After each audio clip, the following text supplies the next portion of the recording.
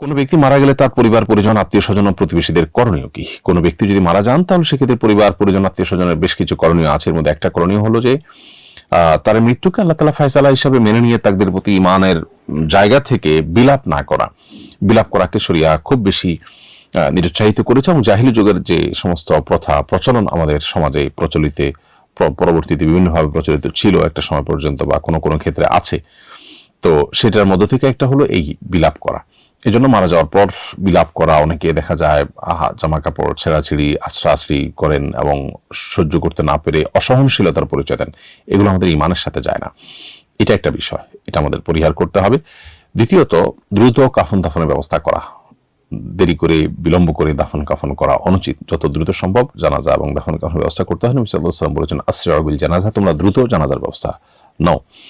আবার আরেকটা কোন আশপাশের মানুষকে জানানো যারা জানাজা অংশগ্রহণ করতে পারেন, কিন্তু জানাজার প্রচারের জন্য বা আপনার মৃত ব্যক্তির মৃত্যু সংবাদ প্রচারের জন্য আপনার বিলাপ টাইপ বা আপনার কৃত্রিম টাইপ প্রচারণা যেন না হয়, সেজন্য কিন্তু হাদিসে নিরুৎসাহিত করা হয়েছে। এবং মানুষ জানাজার পর আপনার দাফন কাফন এগুলো করে দ্রুততার সাথে তার যদি কোনো ঋণ থাকে তার পরিত্যক্ত সম্পদ থেকে সে ঋণ পরিশোধের ব্যবস্থা গ্রহণ করা এবং ওসিয়ত থাকলে 1/3 টোটাল সম্পদের 1/3 মধ্যে ওসিয়ত কার্যকর করা।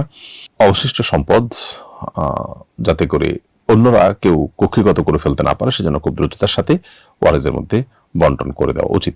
মাইয়াতের পরিবারের মৃত ব্যক্তির পরিবারের লোকজনকে আশপাশের লোকজন মেহমানদারি করা উচিত, যাতে করে তারা শোক কাটিয়ে উঠে তারপরে রান্না বাড়া ইত্যাদির দিকে মনোযোগ দিতে পারেন।